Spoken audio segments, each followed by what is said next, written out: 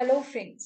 Shashi Agarwal channel के अंदर मैं doctor Shashi Agarwal welcome you all और आशा करती हूँ कि आप सब लोग सेफ हैं, लाइफ को एंजॉय कर रहे हैं। आज का जो हमारा वीडियो है that will be focusing on MCQ related to NET paper 1 which are based on previous years papers. तो यहाँ पे कोशिश की गई है अलॉन्ग विद द एक्सप्लेनेशन आपको जो है ये बताया जाए। उसी तरह क्या है कि ये मेरे जो एफर्ट्स अगर आपको सही लगती है तो डू लाइक माय वीडियो, इसको शेयर कीजिए और मेरे चैनल शशि अग्रवाल को सब्सक्राइब कीजिए। उसी तरह एमसीक्यू करने से पहले that is my app, that is the app which is related for commerce, economics and management. This is my WhatsApp number 7973179091। इसको आप गूगल प्ले स्टोर से आसानी के साथ डाउनलोड कर सकते हो। इसका link I will be sharing in the description box. और उसके ऊपर काफ़ी सारे courses economics management and commerce students के लिए मैंने अपलोड कर दिए हैं। UGC net management, UGC net commerce, even research aptitude with MCQ. जो methodology है that will be through recorded lectures, live lectures, doubt session will be there, descriptive summarized notes, test series। अगर MCQ आपका paper MCQ की form में आता है तो आपको टेस्ट सीरीज जो है एमसीक्यू की फॉर्म में प्रोवाइड की जाएगी। अगर आपका डिस्क्रिप्टिव आता है तो डिस्क्रिप्टिव। फर्स्ट जो हमारा क्वेश्चन है, match list 1 with the list 2, hypothesis. First sample, search tool, non parametric test. इधर हमारे पास लिस्ट 2 के अंदर जो ऑप्शन है, it is a statistical test that does not make assumption about the parameter device using which data collected in the research, a subset drawn from a large set to represent it, a tentative statement in indicating the relationship between the two or more than two variables. So the right answer is,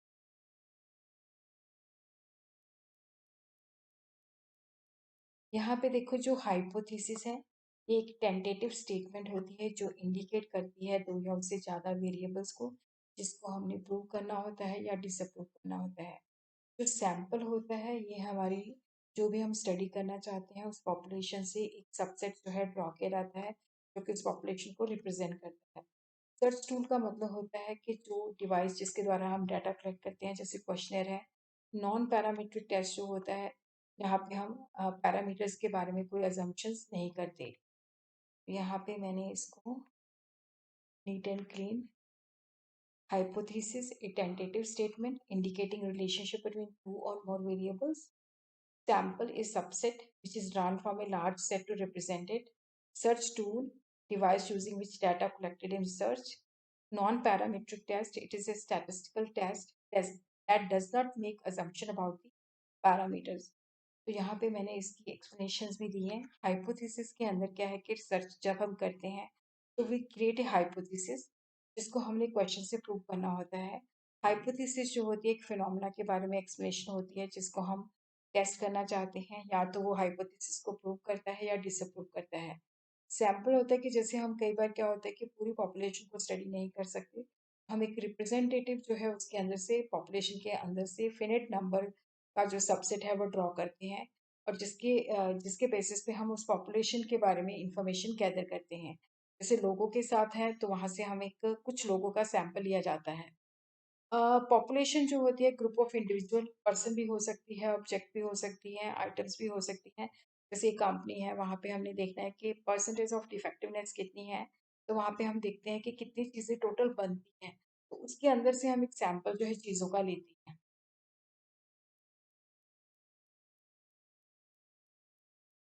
research tool जो होते हैं जिसके द्वारा हम information को gather करते हैं, जैसे क्वेश्चनर्स होते हैं जिसके द्वारा हम रिस्पॉन्डेंट से क्वेश्चन भरवाते हैं, इंटरव्यू लेते हैं जिसके द्वारा हम डाटा को गैदर करते हैं। उसी तरह क्या है कि जो नॉन पैरामीट्रिक टेस्ट होते हैं जिसको हम डिस्ट्रीब्यूशन फ्री टेस्ट भी कह देते हैं, ये जो डिस्ट्रीब्यूशन है उसके बारे में कुछ भी अज्यूम नहीं करते और ये भी अज्यूम नहीं करते कि डाटा जो है हमने नॉर्मल डिस्ट्रीब्यूशन से लिया है। सेकेंड जो है, इन quantitative research paradigm, which of the following sample methods are given preference? Simple random sampling, stratified sampling, quota sampling, snowball sampling, systematic sampling. इसमें हमने ऑप्शन बतानी है जैसे simple random sampling, stratified sampling and quota sampling. तो second हमारे पास option है, उसके अंदर है कि ए, बी एंड ई।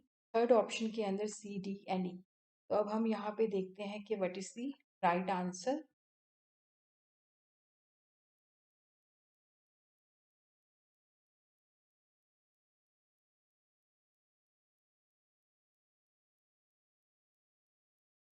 तो यहाँ पे हमारे पास जो राइट आंसर है that is the simple random sampling, stratified sampling and systematic sampling. A, B, E, that is the right answer. देखो, जो क्वांटिटेटिव रिसर्च होती है उसके अंदर से हमने बताना है कि क्वांटिटेटिव रिसर्च के अंदर हम किस तरह के सैम्पल मेथड को जो है प्रेफरेंस देते हैं। तो that is simple random sampling, stratified sampling and systematic sampling.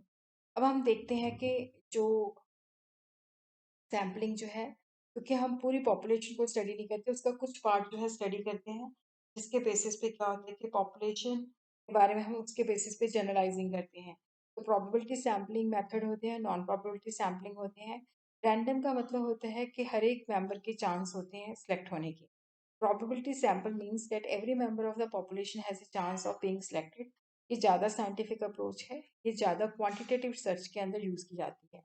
Non probability sampling के अंदर क्या है कि हमें प्रोबेबिलिटी नहीं पता होती कि हमने मतलब यहाँ पे ये नहीं होता कि हर एक पॉपुलेशन के सिलेक्ट होने के चांसेस नहीं होते, क्योंकि यहाँ पे अ, जो प्रोबेबिलिटी सैम्पलिंग है इसके जो मेथड्स हैं, simple random sampling, systematic sampling, stratified sampling, multi stage cluster sampling.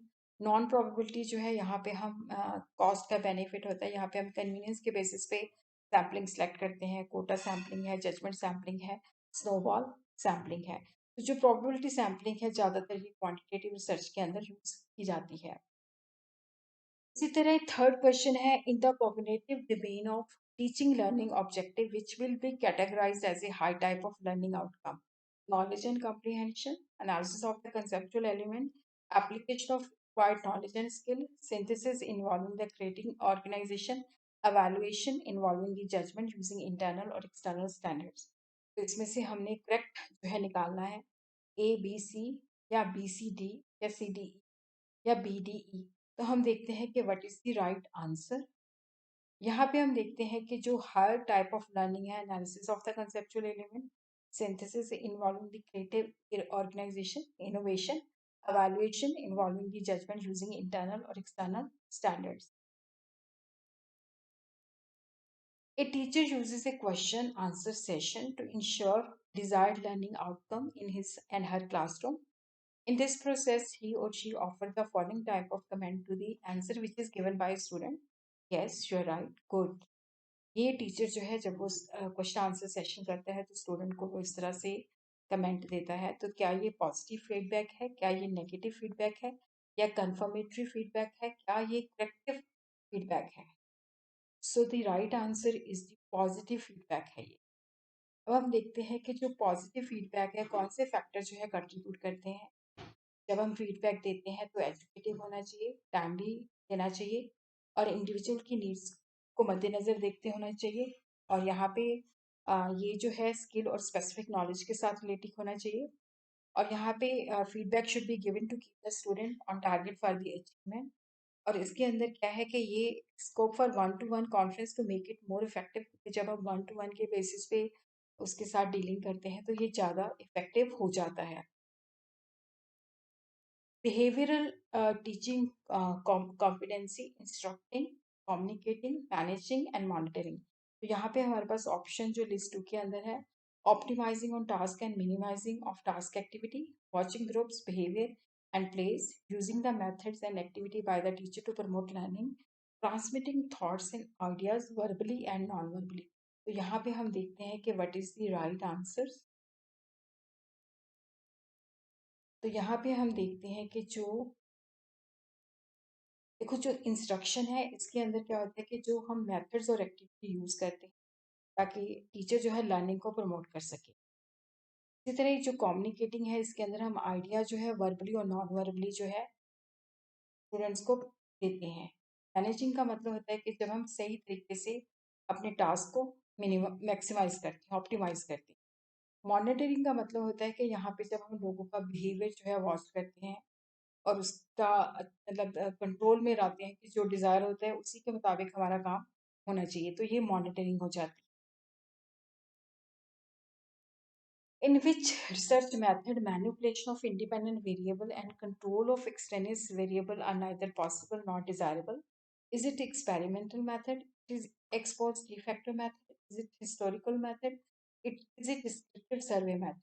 So the right answer is the ex post de facto method.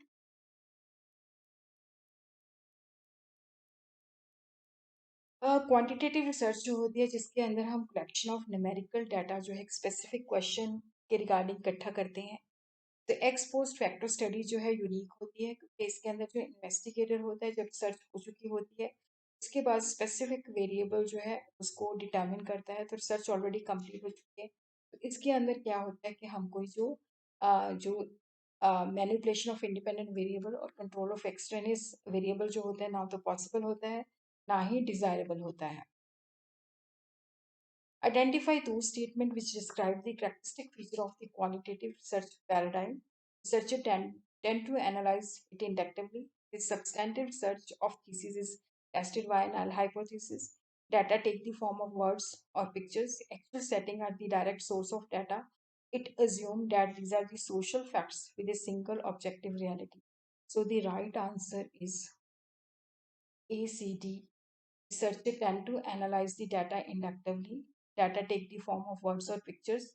Actual setting are the direct source of data. तो यहाँ पे हम देखते हैं कि जो qualitative research है कि ये नॉन न्यूमेरिकल डाटा को हम कलेक्ट करते हैं जिसके अंदर इंफॉर्मेशन जो है टेक्स्ट वीडियो या ऑडियो की फॉर्म में होती है ताकि हम कंसेप्ट ओपिनियन और वैल्यू को समझ सकें। ये ह्यूमैनिटी एंड सोशल साइंसेस के अंदर यूज़ होती है।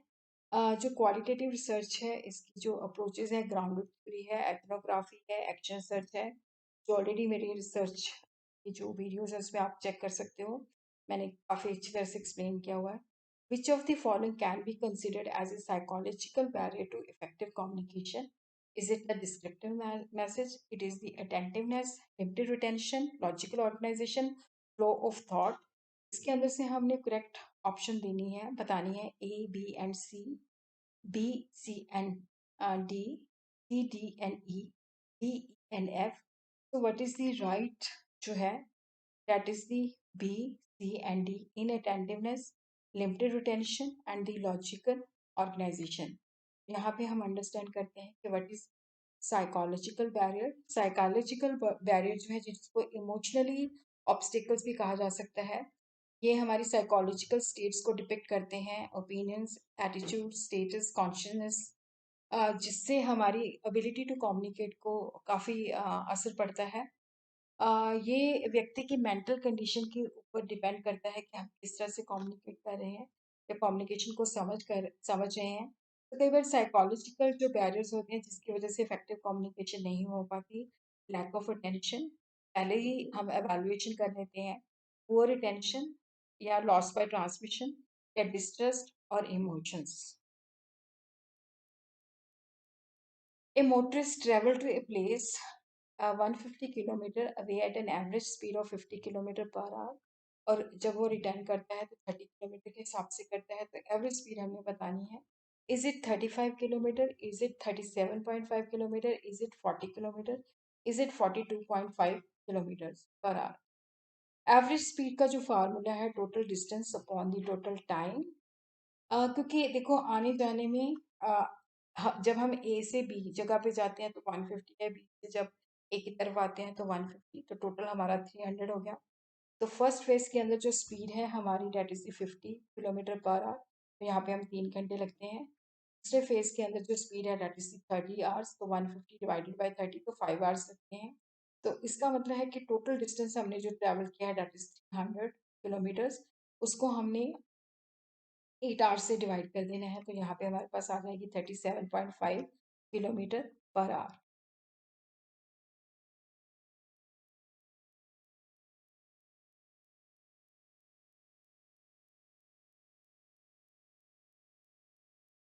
In the following letter series, the next term is B, D, F, E, G, I, H, J, L.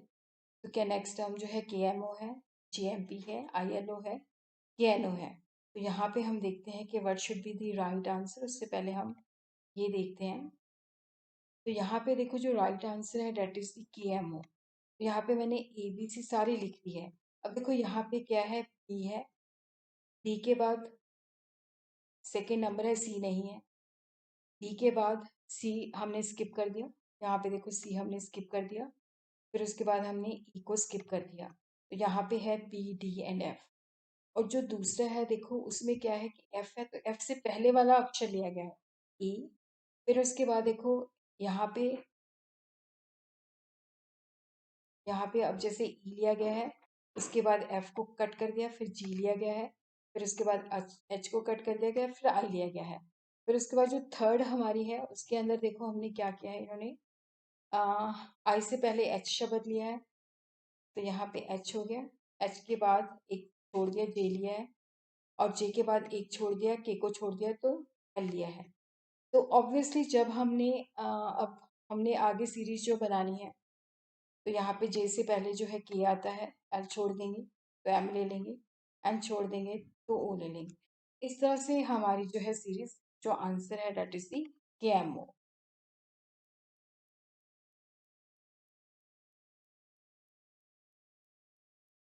Deduction proceeds from the particular to universal, universal to particular, particular to particular, या universal to universal। यहाँ पे जो हमारा answer है, deduction का मतलब होता है कि यूनिवर्सल, जैसे हम कहते हैं मैन इज मॉडल, बेसिस पे कह सकते हैं कि Ram Singh is a man so he is a model. तो यूनिवर्सल से पर्टिकुलर की तरफ जो है हम आ सकते हैं। When communication meets the aim and objective of classroom, teaching becomes extraordinary, personal, functional, and obligatory. So, what is the right answer?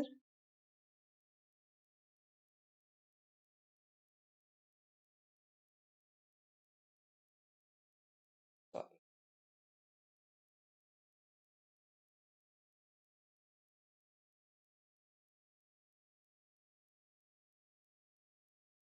functional. It is the functional. So, the right answer is functional. तो अब हम देखते हैं कि functional communication जो है that is the means by which an individual spontaneously and independently communicate his or her needs, wants and socializes with others। ये जो कम्युनिकेशन है स्पीच के द्वारा, पिक्चर के द्वारा, गेस्चर के द्वारा, साइन लैंग्वेज के द्वारा, या असिस्टेंस डिवाइसेस के द्वारा हो सकती है। तो फंक्शनल कम्युनिकेशन जो है, यहाँ पे देखो जो क्वेश्चन था, when communication meets the aim and objective of classroom teaching it becomes functional. So next question is, a man is 30 year old than his son। एक व्यक्ति जो है उसकी उम्र जो है 30 years है। 5 years ago his age was 6 times the age of his son। The age of his son हमने निकालनी है। तो पहले हम देख लेते हैं कि किस तरह से मैंने सॉल्व किया है। जैसे मान लो कि उसके जो बच्चे की आयु है वो x ईयर है, तो एज ऑफ द फादर जो हो जाएगी x + 30 years। 5 years ago जो है डेफिनेटली 5 साल हमने माइनस कर देने हैं। और बच्चे की भी जो एज है, क्योंकि 6 ईयर, क्योंकि यहाँ पे जो है क्योंकि बच्चे की एज से वो 6 टाइम्स थी, तो x - 5 × 6। तो यहाँ पे हमने इस इक्वेशन को सॉल्व करना है, तो ये x + 25 आ जाएगा, ये 6 - 30 आ जाएगा। तो यहाँ पे हम क्या करेंगे कि x को इधर ले जाएंगे, 6x - x हो जाएगा, ये 30 इधर जाके पॉजिटिव हो जाएगा, तो ये 55 हो जाएगा। तो 6x में से x को हमने माइनस किया तो 5x आ गया, तो यहाँ पे ये 11 आ गया। तो इसलिए हमारे यहाँ पे राइट आंसर जो है 11 years है। कि जो बच्चे की आयु है वो 11 years है।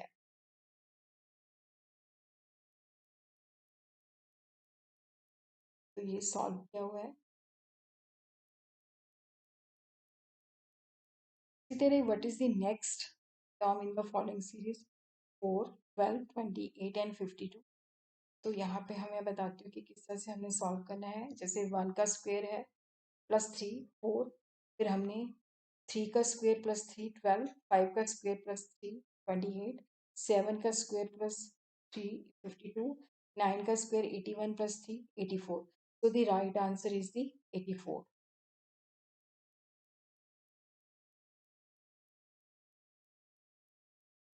Using a website to pour one's grievances is called cyber venting, web hate, web anger and cyber abuse. So it is the cyber venting, जहाँ पे क्या है कि जो एम्प्लॉयज हैं एक जो है इलेक्ट्रॉनिक मीन के द्वारा अपना जो एंगर है वो निकालते हैं, जिसके द्वारा अपने अपने एम्प्लॉय के बारे में या सीनियर एग्जीक्यूटिव के बारे में या अपने कुलीग के बारे में उस साइट पे जाके जो है बैड माउथिंग करते हैं। यहाँ पे होता है कि एक तरह से जो अंदर उसकी फ्रस्ट्रेशन है उसको निकालना। और ये वेबसाइट्स को यूज़ करते हैं ताकि ये जो कमेंट्स हैं सबको जो है पब्लिकली हो जाए। तो उसी तरह don't forget to subscribe my channel and also don't forget to download my app